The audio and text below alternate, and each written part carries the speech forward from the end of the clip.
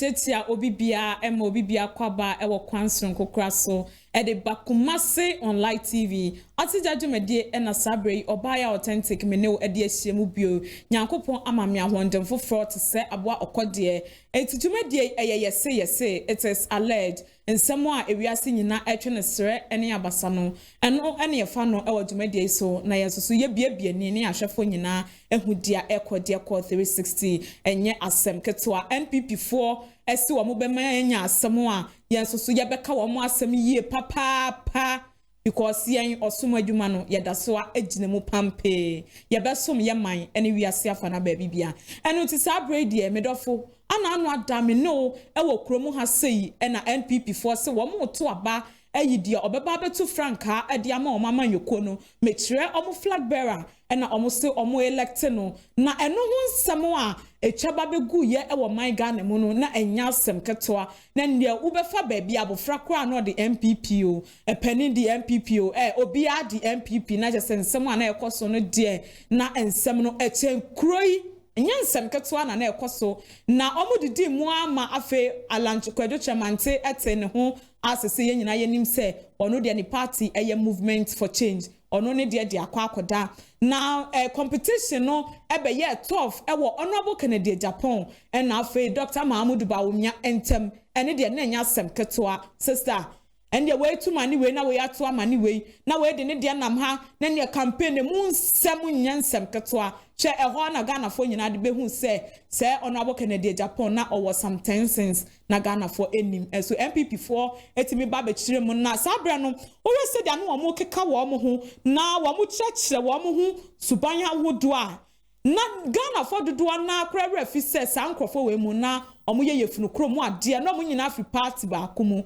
na so ni nyina mu no omoto wo maba omo yi omo flag bearer we na Ghana for tena asidi no omo busa NPP4 say na MPP4 sabre ya mo hu the 10 cents of Kennedy Japan na mo hu sa Kennedy Japan enim kasa na mo hu sa Kennedy Japan ekunkum ni paidie na mo campaign 2024 de why na eba ba ya mamu why never the babe kuni hu bio e de ama MPP no motimi breaking 8 no because say ya hwa mo kasa ye mu dia na chesa mo pesa mo breaking 8 no but say ya chese dia mo nyina honorable Kennedy Japan a na obi anim ni se wotimi kuni hu de ma NPP amanyoko no wotimi de ne concurrency from se kwan bia so etwa se MPP agina ne nice so na wo muti party ni si wo motimi ayi ne baako e de ahye ne nsam yi de se wo begina biem aba be ye campaign e de ama MPP because o share time omo flag bearer election no ekoso no na kamia say NPP domini nyina achi akwakotai Dr. Mahamudu Bawumia chi ayi honorable Kennedy Japan baako ehye ne nsa we Ghana fo nyina ni mu nsem eno nti Ghana fo busa sa question we yape na Dr. Mahamudu Bawumia ye obi ba take America na asemi ehun se se manhye hi a ntimi breaki enu tintem NPP mpanimfo momrai ne enko ne emfa dwanto akase pa enkonkoma honorable Kennedy akomprako Japan na ndie omukoya na jude suom na omunam na omunsa da omunsa yem na kotodua hodo gufom achopa hodo na ne koso de ombekọ ayebepam wo omunso so koye emiye pam wo mu ni nyina atwa ba begu na ni nyina mu na Ghana fo chese sesi amoyi flag bearer na mama no nyina hu mimpo na nsa na mo bepe running mate amape na chese ohwa ni amamu a na se MPP4 eponko empentem enu ti se running mate na omudi wo mu ni achese wo mu yi omu yi running mate se ombeko opposition so omu nko omu de omu running mate na sese ehia wo mu na dia asefem ha adwene wo sa asem we mu ne se obi ba je ke ankasa emfa na ni nyanto wo enyi de obe ni running mate o na mom MPP mpanimfo ni bi no mo ankasa we ya wasiminie we ya wasimina metimi we ya wasiminie we ya no point we wasi we wudi ni running mate anka bebo aye pa ye betimi breaking 8 no we no wo ska obetimi dia ya campaign obetimi dia ye say na Ghana for say ebe Ghana ede na MPP mo pesa mo kire Ghana for ede na mo si amra mo ankasa mo we dia wodo a mo bobody ti obi ba JK se sankrofo we embe running mate emfa mo obi ba JK wo man Ghana mo ankasa mo dwene ho a mo hu ni sei mo ankasa ite mo sei because mo di mwani akire mu awo soame constituency a o sei che mensa wanu ankasa ni mpesua so wontimi nya hwema wo mu se wanu ankasa ni mpesua so no boni din kura na ye pe baabi kura to na twene because se wo hwe ye maame no mu asabre na so am run about eho omuto niama enya de omu bedie de omu de kwhwe abusua na obi ba je keni ni MPP honorable Osei Mensa ejina ho no mu de asobebo afam pam ye maame no mu yi asese ebi mutifia ekom etwa bi mene ebi abusua asese de omu bedi ho aye wo mu de biko bebia wo mu pa omo anu aduane no ya pam wo mu yenka se bia ya na wo mu tie no na eboa de na so de aye ne ye ka ne se samunya mba ye bibia wo ho no mu a moma wo mu ntena se na wo mu mpa de omu ne wo mu abusua edie ade ma ba ji samu ba ye interchange ade ama yen e wo so ame interchange ni se anwen ne sen esi ho de se ho no madane kusibom ehana se ya chichi nkrantie ese opa krantie pa wo so wa ukoso ame run about a obenya bi wo ho because asoni e dia bebo fom no interchange ni yanyante ho asem bia biom ni nyina no Osei Mensa honorable wa ba mu ontimi nkan ho hwe wono ani mpesua so wontimi nkasa fa yibone na ye yi ne no ho na obetimi abekasa maga na nyina no way Ghana force sa asem we omu jetumu a enye yie se MPP fo e wa asam foforo bi ka kire wo mu dia wo mu nko omu achi na omu nsamra MPP fo eti sansem we yi ape ene ndi omu di wo mu ani akire mu e wo amanse no omu si o jo Osei wusunso e wo honum ena Ghana force ebe di na mu pesa mu kire nipa we amubo ni di no mu ankasa so ampa se nipa dodo se na mu ankasa mu nim se edi we kra omu ateda awa my Ghana mu enu ti dia Ghana fo e ka che MPP fo ne se omu nka hu no so amanyoko no omu wo mu no eye nipa ena wa amanyoko ni mu no na obi a wo mu no obi ape ono so ni yie because MPP amanyoko na nkasa omu a kire ye se omu mamamu no a omu bu no omu ma se Ghana de hye ho beto wo mu na mo omu ankasa omu ankura eye yo ne omu ahoto ena omu no omu pre enti omu nka hu no se nipa bia so so a omu bayi no e wa amanyoko ni mu no wo mu so so aka omu wa eche no ebe hye ansa na omu koye campaign bi e de amanyoko ni se omra me break 8 na omu e de wo pepa ne wo doba akwa sa campaign no enu ti so omu bubo din bi a nipa ndodo na ade entimi nkobe nkrom e wo din no ho de a na ndie omu nka hunu se 8 no enya ade se omu betimi ebreki e wo yeman mu ha sei ye ka che omu Ghana fo de ye bida entinyi wenye dia ye ntimi nye bi kura nie ewom se NDC fo ba ye no na omo so entimi mo aye de nenso no de ya ka ne so omo de ya be hye first year ye hu se omo no omo betimi ya ku Ghana de hye se bi enti no omo de omo mfa ye emehye second year se Ghana pa MPP fo pa ye beto aba mamu ye be yankasa ye ni tua se nipa mo de ne ye running mate no ene obi ba je kemi enu be kabo mu a obi na be hye ache ne wa control wa mu se mumfa sika we nhye ha mumfa we nimra ne ye nche sa de ne ye ni tua mu pa de nya de se Ghana fo ye de ye kokromoti e be kwa akopa adwuma amamu we ene obi yes obi man ho so ano si o ma mi fire mo pare wo ho se de kamia so no ena eye chief of staff ntinu ofiri ho de a na se running mate na ena okwa akoye ne sa na Ghana fo se na den yesi ye nimpa se batan e wo fi a eye batan ya de ye nanso enye this time sabre we die ye nipa na ne adi kukudrofo na watimi aba beka obi ba je kehu se de be ya amamuo no embe ya monyomonyo fo mienu embe ya mempame ho asem fo mienu na obi ntimi nhya kire en control wo mo Ghana for ye ni abre ye pe nipa wo hye nipa wo ne bu odu oye kukudrufo ye pe bema na waba begina brane e de amaye because ye se bema wo fi a obi ntimi mebo enyi atia emfa nwu so enu nti ye nipa na ne de Ghana ye hye eti ye pe nipa wo hye nipa na ne de nipa se wo ne bokusua kra tafre a wo ye bone a obetimi aseche na waka kire wo se sister bra de awo ye no emu amemuo no enu ntetwesan anaso se wo hye na akonwa na wo teso adwuma property ye de ahye wo nsa no wontimi nya so refi akonwa no so na nipa wo betimi aye adwuma no se de bebo aga na de hye no wo mra mefe akonwa no ntena so na sa bra de Ghana for say so mo hye se de ma me frema opare oya chief of staff na want me en sekire en kan nipa bia nim once tiri enka nipa bi bone emfa nkyere wo mo no a na che say ye de ne running mate e wo MPP mu a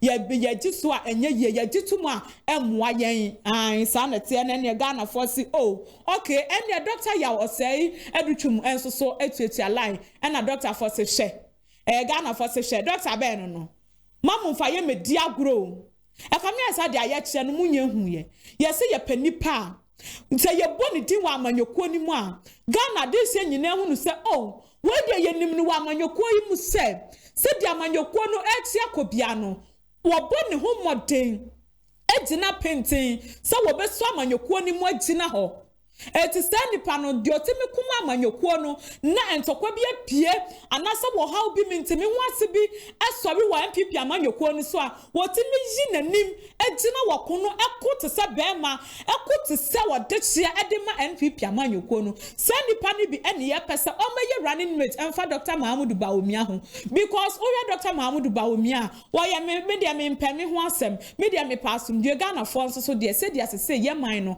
emu aye se na yankase mu nipa ya yehye no ye nya nipa wo hye nipa ni buodru nipa wo ye kukudrufo a wo betimi akoden na se dia MPP amanyoko no echi a wotimi so mu gina mu ejina ni mu akoden ma amanyoko ni timi gina no wotimi aba begina asoga na mu se dia Ghana ati akodru bia no wo betimi akobi ba jeke hu no ma soga na mo pagya Ghana si ho na Ghana efri ahokyere dindin mu ni afa yentume pefra sa na Ghana fo epatre when obi komana no so a na ordinary akyem e wo Bantama constituency na wakwa akobo honorable asensu buachi din e wa na Ghana for si ye wu obu abo bi ya ache yen e de na mo keken honorable asensu buachi de NSA wo bi a wono ne campaign time a na wo praje na konya e wo so am constituency kakra yi kura no senka honorable Kennedy Japan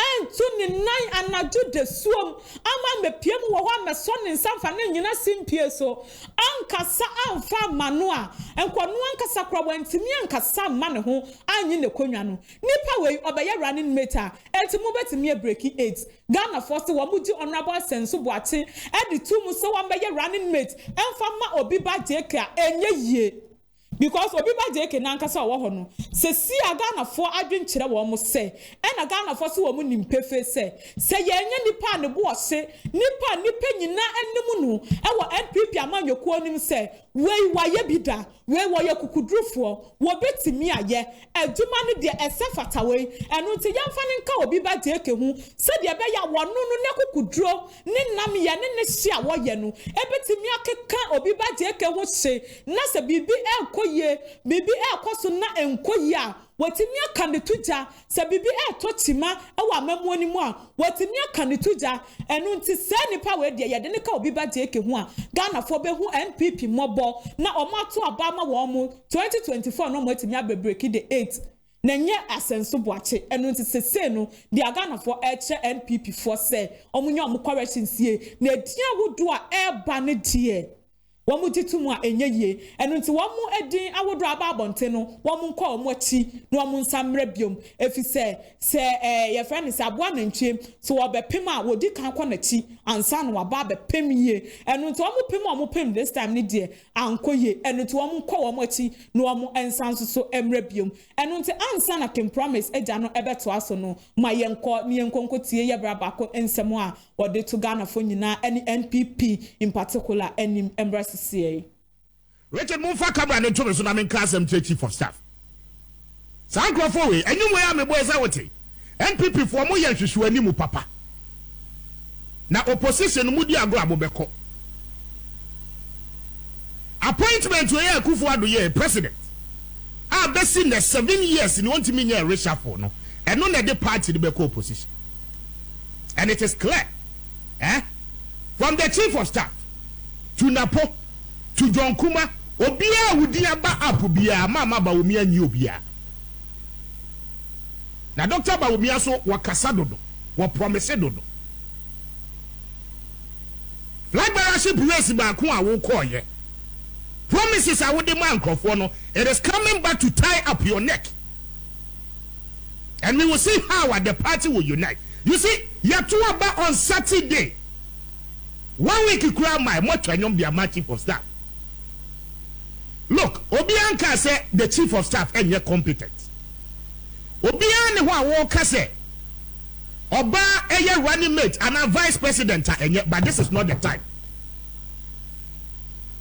It is a non-starter from the office of the chief of staff.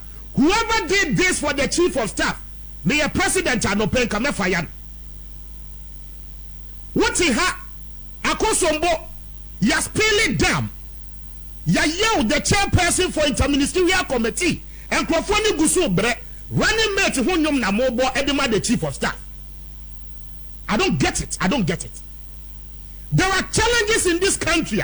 SSA chief of staff and making sure say the respective sector ministers wamu yom wadwuma ye apagya economy na gina ho eno no nyam concern ye mo ye concern no yem pagya fremo pale yem hoahoa no yem kwaji sika nkodi eno nko na munim. I don't get it. Are you a serious political party? Serious political party. One person who break it 8 years. The regime changer about every 8 years, you know. We a serious political party. One person who break his idea with this kind of individualistic interest. I will demonstrate at this time. But I'm here to cry 5 days in Maya. Mama ninya na home. What do you do is Sukasa in Anua Bre? I find the intensity. John Mahama Katrin say 1 year president that. Walk around the country now. It's in China where you campaign now you are losing your strength and you will get to understand. Wabre 1 year na home near you more bondom air running mate. It is so shameful, and the office of the chief of staff must bow down their heads in shame for doing this. Chief of staff nankesesa a call it to order. All the ministers are one more elusive focus. And Juma says, one more yana, one more Hesunya, one more premier chief of staff, and necessary call you to order. Now, upon one casa, they didn't want you. Now, we watch on your mobile one thing, young one young promoting mouth, near from pre running mate mouth, Nana Poya be a bed. Ah, as long as you be our chief of staff, then Abeka. Directed then I bet me, it is so shameful. Mukanchen. Mukanchen, mammy from all Paris, say, it is so shameful. I mean, what kind of individualistic interest is this? Okay?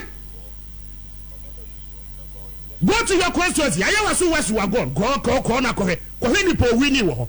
Kennedy ne wini wo constituency as chief of staff. I was so west you are gone. Isle gone. And then the enclave ni na no. Kennedy ne wini. The vice president lost. You had the interest of the vice president in seeking his mandate and his attention to choose you as a running mate. One to me and Juma as chief of staff in your own backyard. I'm a vice president. Winnie Kennedy won in Ayawaso West. What to what about pray running mate? Please give us a break. Mutuate your newspapers to be publishing your names. And Anapo is this. Please abort it. Sa idea in the Sadia Mano, abort it. And give the vice president that level of respect. Now, yeah, Juma ni ye. Now, one kasa says performance in government, what ideas, what personality. Now, we bet you. It is not about going to lobby. And I mean, my save sika, may the best support your campaign. And I mean, was sika, make me mobilize it. That is not what we are looking for. Yeah, my vice president position. No, yeah, it is not for sale. Nanim Gwasia Bank ready. Nanim Gwasia Bank ready. And Ashanti region is gradually losing it. Maminka. Ashanti region, you are losing it. Running mate, one more move in the Ashanti region for more than 100%. Are they? And then if you have, if you Yamuasi, if you have, and then Amayama region. What have you done for the region? 47 members of parliament. And yet, for the strongest hold of your party, baby, I'm Momu Kremwena, Ashanti region, there, who appointed be free, and then me a vote now. That opportunity, I could forward the Mamo to serve in his government. And then I this opportunity, no, I had the Amasa, I said, you running mate, if you are Ashanti region. You are not the only people about to about Edema MPP. No. There are other regions almost to Aba. Ya mamu cabinet ministers over there they want me and fire in the last 7 years. Cabinet ministerial appointment. You are unable to use it to the benefit of the Ashanti Kingdom. Running mate there, the mamu amobede.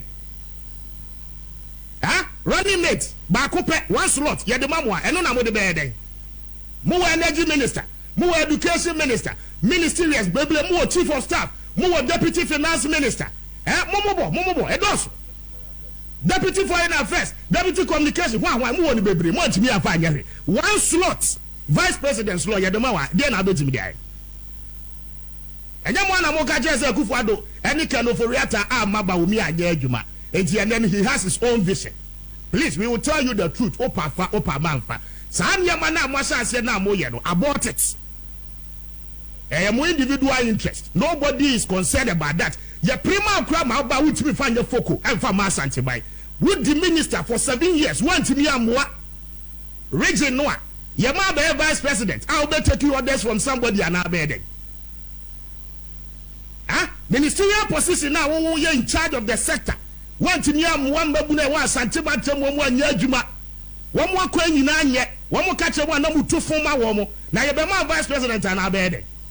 Please, we are serious-minded people in this country. Now, the one who is a year now, and for which you want more Ashanti region, I'm more interested in. You're pushing this time around. Daddy, you won't do it that way. Businessmen are suffering in the Ashanti region. And you will not allow more individual interest, to proceed over the other people. The majority of the people now are suffering. No more. Daddy.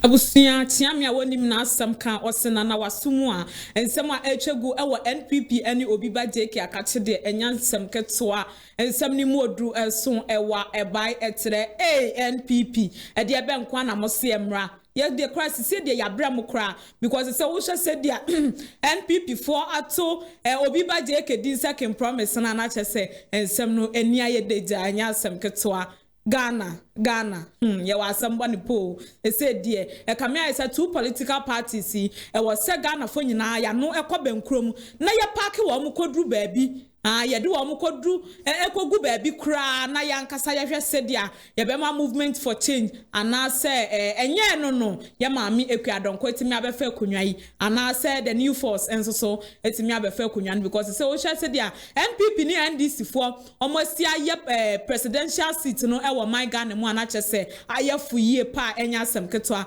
moma yankwa enkonko piemu ewo ye nyina ye papa ye wo fa ya de nyina ye bra pani ye senior man ba akopɛ Captain Smart akachie na wono so aba abonten e de nsama hodo bebre na e na aba abonten a wo kire se billboard bi esisi krom ukwa akra Kumasi ene takrade a billboard bi esi honom na kamia se nipa na woda so no wo se max eno ena wo kire se max no nipa na woda billboard no so etwa se yeyi max no ye max no ye unveil no yeyi max no edi free nanim na nipa nyina ehu no because wohwe billboard so a wa kire se new Ghana new force new generation ache se nya sam keto obefa o my Ghana presidential seat no atena so obi pew won pew what the force e ba befa na nanu adam no mienu ahyiam wa fidikasie so no wo hye se dia enmonyamfo bi empanimfo bi e wo krom ha se ya omotimi e boje abrantie bi a ye friend Caesar eso a omoya no presido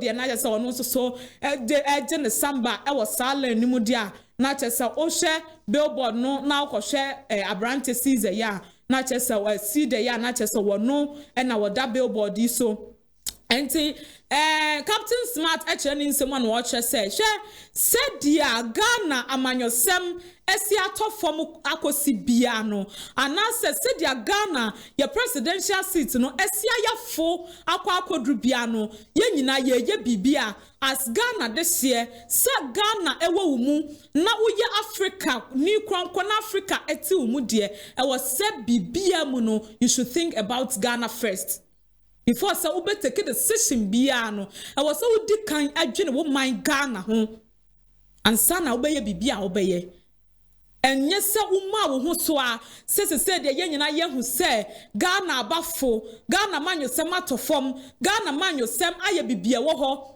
eho akwa eho atochima Ghana presidential seat no se kamia ye se se de bo kra to so a obi kra ntimi ntoma ne ndru 5 cedis enu nti no peja wo mu aba abeje bibi a bekwa kofa wo hawo wo ye nani amane e de abra o man Ghana de dabi efi se ye passum due enam penimfo bi di kan ebe hie wo momoja edigu ho ma ye se de beya Ghana ebenya ne fa ahodie enu tinye sa bre we ya sa penimfo we mu abebre ye chi ena obi ebe sori dakru bi ebe kwa kofa wo hawo ne amane bi e de abre ye because usha den time Dr. Kwame Nkrumah, the first president of the republic, was it to ni ho si ho on the big says na omo fato wo mo ho so se enam wo do a wo mo wo edema wo mo mind no wo mo de wo mo kwa ebeto ho de ama o my Ghana nya ne fa ahodie na wey na Captain Smart echire mu say wonya ne ntiye e wo nipa hodo bebre ano e wo my Ghana o say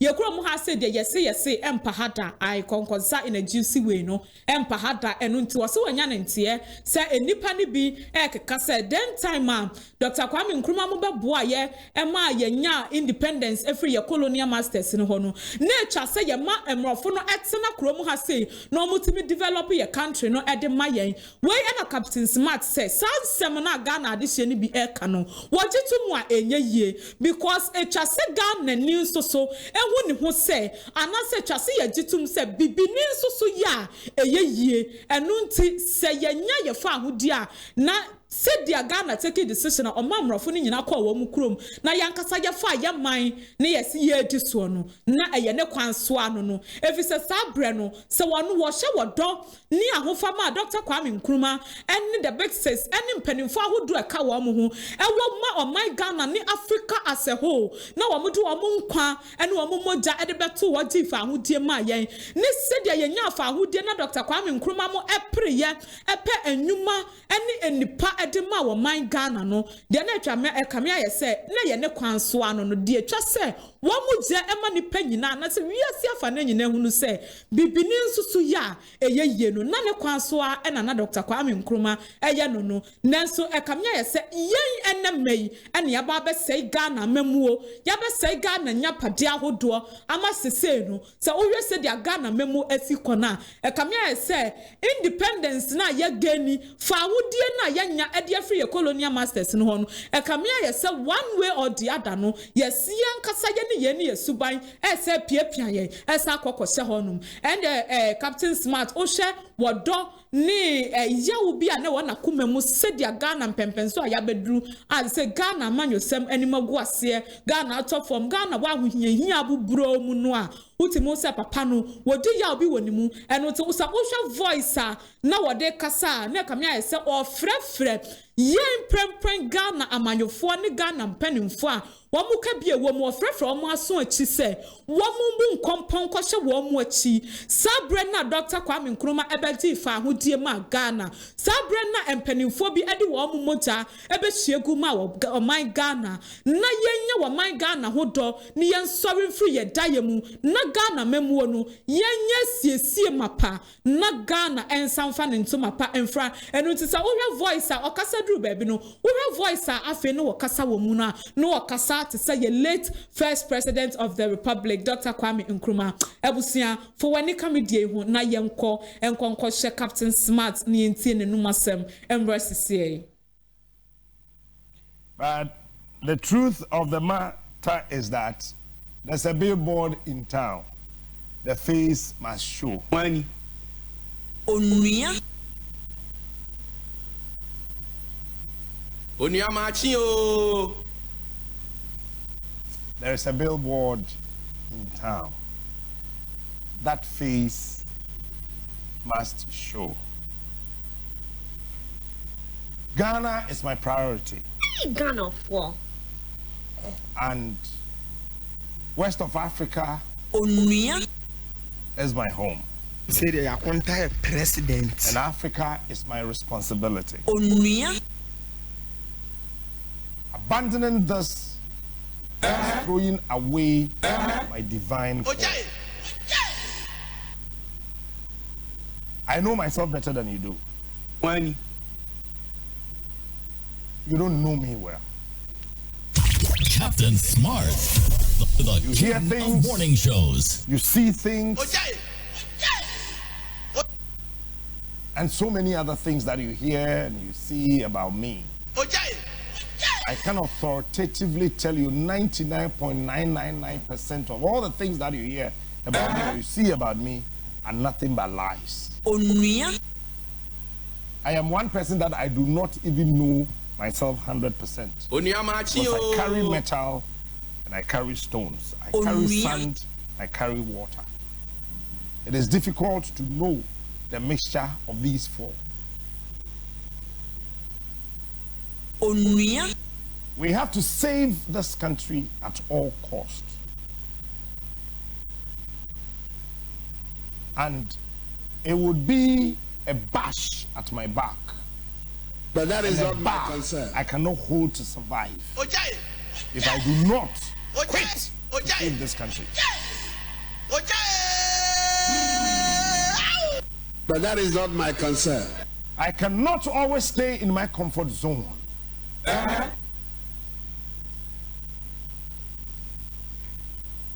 Onua. I cannot always stay in my comfort zone. Captain Smart. Sitting on air, holding microphones, being mic'd is a comfort zone. I want a bigger and the biggest task.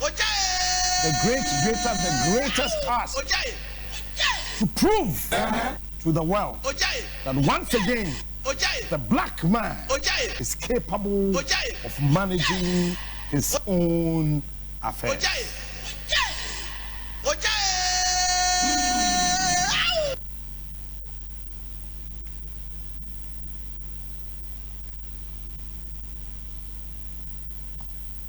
Sir, Okunimu yedin denara kunim hini ye franka. The West ni yen kunim di ni ye franka. Enyen sani etono. Wait. Sir, Okunimu yedin denara kunim hini ye franka. Yeri ko yenenim. Ajeta. Yeri ko yenenim. Ajeta. Yeri nsan ye chiarada. Yeri ko yenenim. Yeri ko yenenim. Kunini ye. You see, revolutions are brought about by men.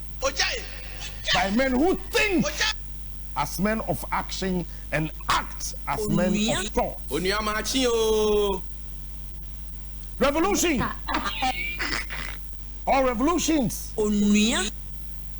are brought about by men. By men who think as men of action and act as men of thoughts. I know it's very painful, but I can't help it. Say they are entire president. Because a state in the grip of neocolonialism is not master of its own destiny. The leaders we've had, they are sitting right in the midst of neocolonialism. But that is not my concern. And this is not anything good that can help us to master our destiny.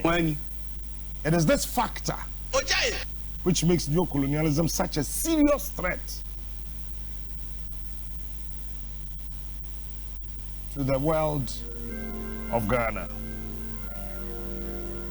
The best way of learning is to be an independent sovereign state.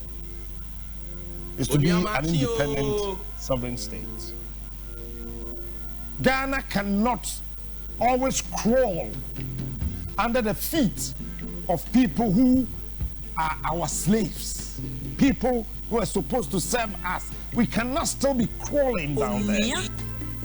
Because freedom is not something that one people can bestow on another as a gift. They claim it as their own and none can keep it from them.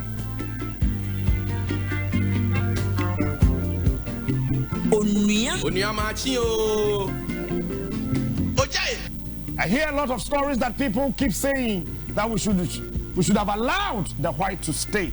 But let me again say this, I have said it several tens of years before, that I prefer government, self-government with danger to servitude in tranquility.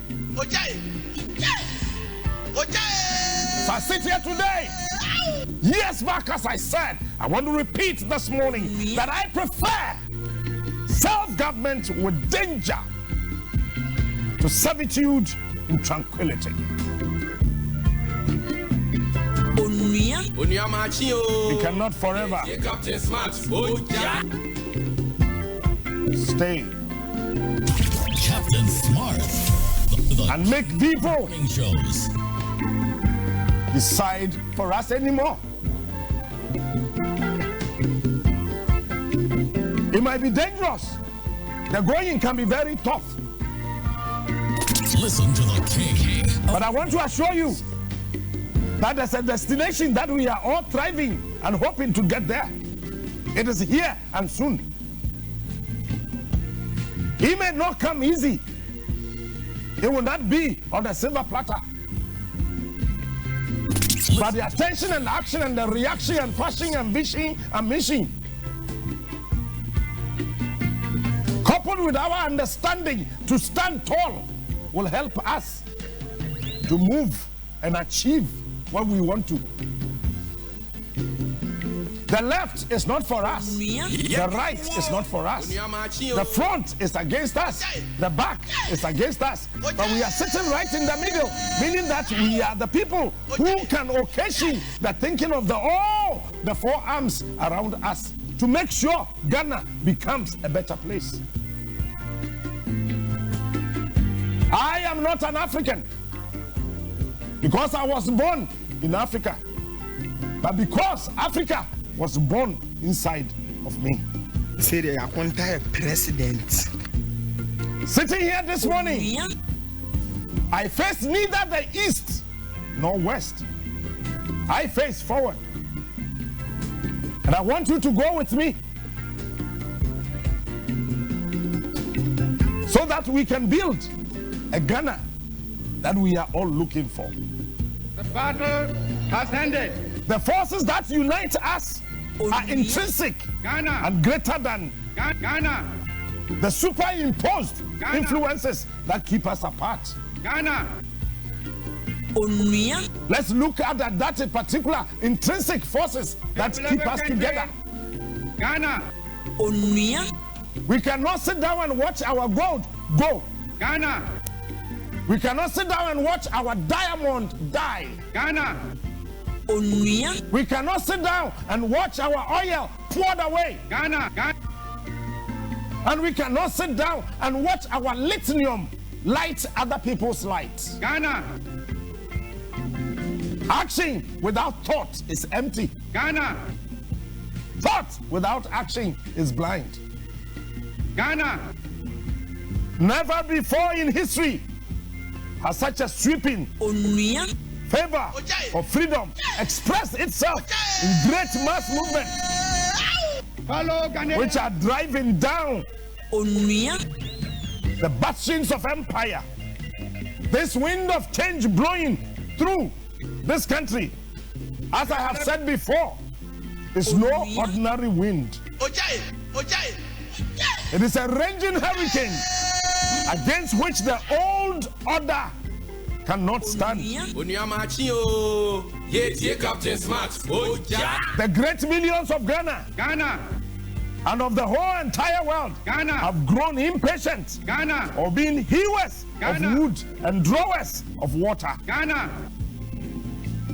and are rebelling against the false belief that Providence created Captain some to be menials of others. of morning show. Hence, the 21st century has become the century of colonial emancipation. He is smart. He The century of continuing revelation, Captain Smart. which must finally witness the total liberation of Africa and Ghana from colonial rule and imperialist exploitation.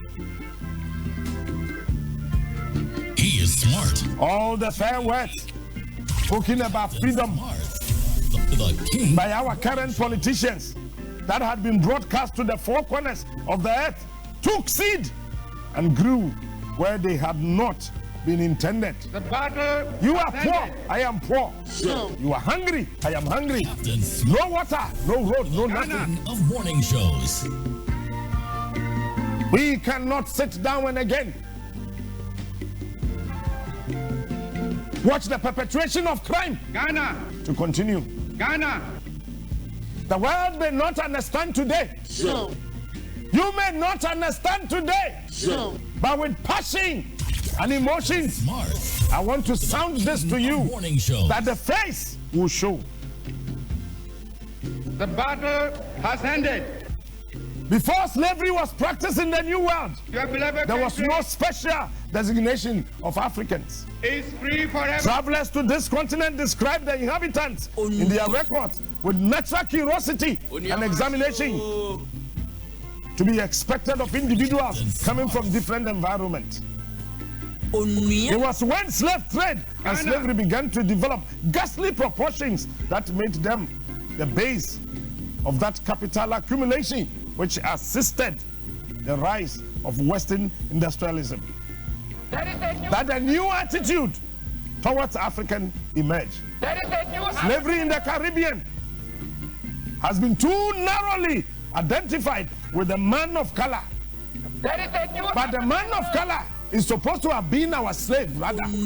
We sat down, we refused to think, and we allowed these people to take over our treasure. There are trees, but we still cannot find shade. There is gold, but we still cannot go. We have diamond, but we still dying. That I cannot sit and allow it. Abusua we dia wan kasa wani mo se Ghana, our beloved country, is free forever. Adena sisia de amanyofo a se o ma befa Ghana memo edi so no omoma Ghana ye freedom na ye nya ye se kamia ye se ye daso a e won kwasom din bi mu kamia ye se fa hodi a Dr. Kwame Nkrumah mo ebepre edema wo man Ghana no ho mfaso nyina no ye hunu biem.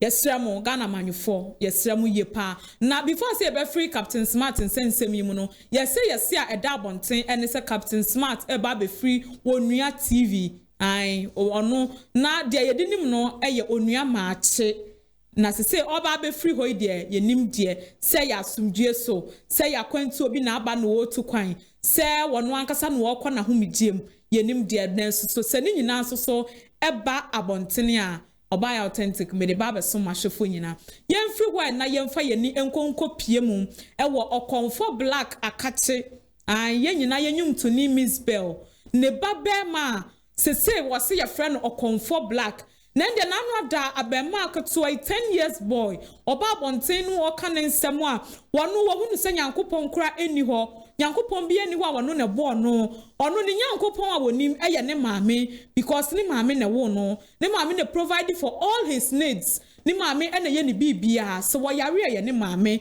obedi ye ne maame obeda ye ne maame nti ohunu se Nyankopon kra no ebi ni ho na emom abemu aketo yi eka nsem a kire se wono de o pour libation na se obi kasa pour libation a ne wahu se wono ni gidie no akwa ye nananom ekwa so na we na Ghana for dodo na asofofo ne ye maame num ahodo bebre eba bontene ndom be baase abofrei ema ebi kan ne maame MZBEL se ekamia ye sa o maame ni suban bi na afa akora ne mu a enu nti akora no etimi ba bonte be keka ensem a etise enti no wonya akora ne atenetene wonya kasakire emfa ma akora no se de be ya ensem bi se no entimi MPM free KOMFO black ano emabiem we na ye braba ko a ye friend moja ai bra we ye kan sunsum asem a wonimu ye pa wonimu fom wono netimi agina ene ahaban ekasa eti ahaban ene ai eno aba abonten e kire ni nsemu se hye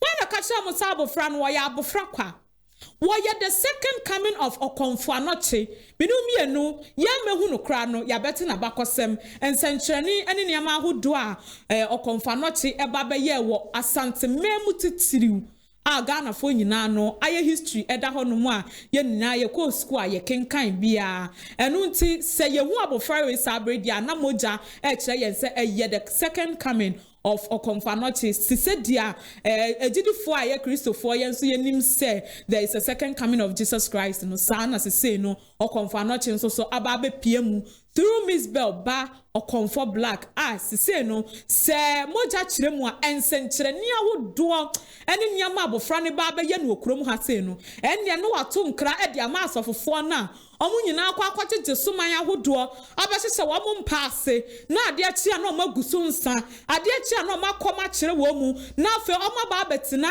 asori dem na omu hyem enkom a enim na omu ton niam ahodo e wo omu nsori dem no ene de won ntekire nche a so bi mada e na akwama saa asofofo ise se de omu nya steady pa na asem kase wo hoyi e ba franka ensiso na ntisabrei abofra we ya wapie e wo my God ne mu ni de wo a wo sum nyame na wo sum no e wo tinini ene no kura mu de wo ti akora we nka ana wo ti ne kasa wo bebo shake wo yem ba chiso eno sesi a obi anyine gina yie because se wo nka no kura wo nyame sumu na se wo niam a wo ya no se wo be ya nwunu ayanyunu wo be ya hia ye hye enye wo ho KOMFO sofobia e wo kromu ha entisa mu nyina mu be komada kamena mu ebra KOMFO black epie wo man mu no ene wo kire mu se MZBEL ankasa na wawo ne ba na ankasa no wonte ne ba na se wo hwe ne ba ne ye ne kasa kwara ofaso didie woda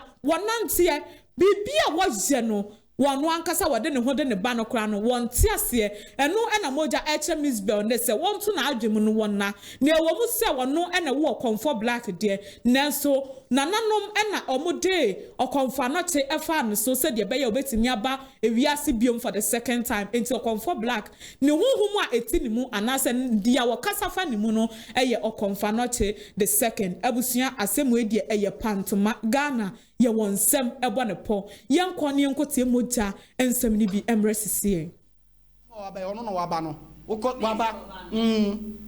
Waba the second coming of Komfanoche. Oh wow. Nesem now. Me say the second coming onye normal bi ntisa me ne umienu. Ne ewo ni mu ne me ne wo de kasa nye bi ne wo ni mu. Oye different person on this planet sakola no. Ono onye ni party say yen. Uku na nkum.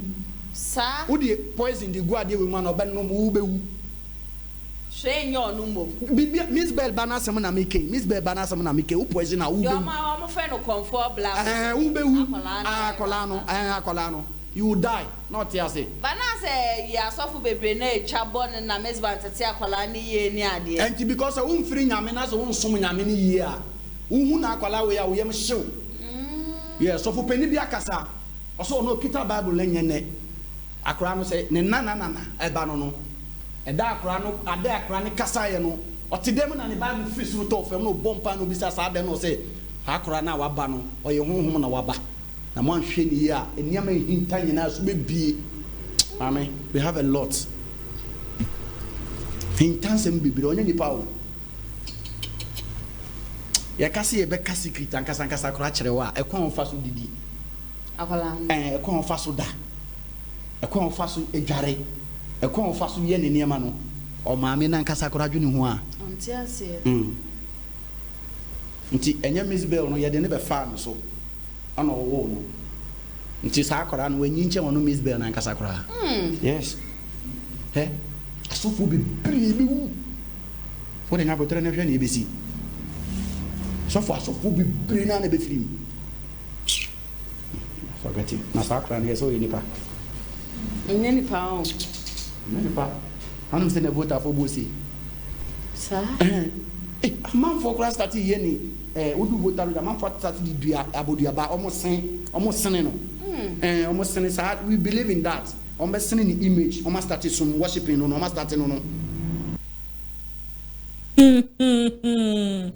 Ghana ya wasembo ne po ensem sisi ba ma menka no kra baako a Ghana fo akagu masum sisi a enche MZBEL sehye nipa dodo na ene wo wiase na die benti ena MZBEL enko aso ena abofra we etimi ba fe efa ba wiase ekamia yese ni ye bi suban bi ni didie bi a ewo MZBEL mu no ene ba bia MZBEL esom ekono ena Ghana fo eche se ekamia yese saniama no ene etimi ma sa kwanya we etimi ba MZBEL ho a wono ena se ye nokura se KOMFO black the second coming of KOMFO no chede a na the MZBEL man kasa ena tu ne nsa fresh ahohom no so mefa no so emra wiase sa na Ghana for eka enyame na meka abusua medase bebrebe bibia wo a o hye atijajumedie sabre medase se de bia onya obaya authentic ehodo na wotena Kumasi online TV ho na onime ehye dwumedie ehyase edi bawie yanyankopon onhyira se de bia o comment wo like na wo share dwumedie edi mame uni ho amini ho yankopon onhyira wo ho ba bibia wo share dwumedie yi free na wo pese wo ye bibi to say newscasting, camera handling, graphic designing, TV and radio presentation, TV and radio production, help us out here reporting, video and audio editing. Make sure bibi bia efa journalism ho dear. Make sure me do for fresh 05506 23377 05506 23377 and 05570361109. O friend number sia admin ebeje so no no achiche nkomo for 100 cedis per na fa behini nim dia pono e fa ma ho na so be yensem twere ni mapa anya asem ketewa aha ye wo hostel facilities e wa ha sei ni nyina e ye ultra modern ones agina ne na so ye classrooms nso so e ye abefo de kama enya asem ketewa ye wo studios ahodo a obeye o practicals ba bia wo wie school a obeye attachment nso so de e ye yankasa ye dadwene ba bia opese wo ye adwuma nyina no e ye dadwene o forms no e ye 200 Ghana cedis ya teso say defe enya asem ketewa me da say se obeye ne sa e wo amame sabre won so okwa akoye engagement wedding ejie na akoye schools na moye graduation na and sorry program ben na ekoso conferences ahodo ekoso e wo one corner Mr. Auto wonsa efre Kumasi online TV e was 05506 23377 05506 23377 offer numbers here ye beba betake video coverage no and as up say you streaming it live at the mount na we are seeing na ehu dia ekoso e wo one side dia uni ha wo kra ye bebo adwuma no pa e de amount se no ye nim se ensuo no eguso eto nenso efom eda so ye den eno nti yen yiri bibia so emfa ma ye customers bibi kuma bi ne ya bo adwuma no e de amount me da say e wo honom sabre me de obi bia ase asuna ke usu jiutu metia papa baby bia o shemi efri metia I one braba kono kan ho no ka che ne se ono so metia ne pa se oye friend akwasi right okay metia ne ye papa onje ne samba onje ne two e one side so na director Joe Leather baby bia o she obaya authentic efri bia metia me twa bruce sabre so wow think of wanna say o say they are smart na say corner my daddy my counselor metia papa so ena efie ha sei edomo a eta obaya authentic atia de bia metimiti na konwa yi so eye abrante pa manuel nyankopon onhyira emfa ma me na bebia no oma wonya abrante papa wo ho ofe say ya sanso ena gucci money enso so e one side da ono so ebo adwuma e de boa me sanso so ena me production no eye nana ya sewa ena ye production kama e de ma me ena ye friend say me backbone kese pa eye ATOPA ukasi ani a edin a ubenya no na wafa medase e wo honom nyankopon onhyira obibia ye besanso so ehia bio e wa fidi kase so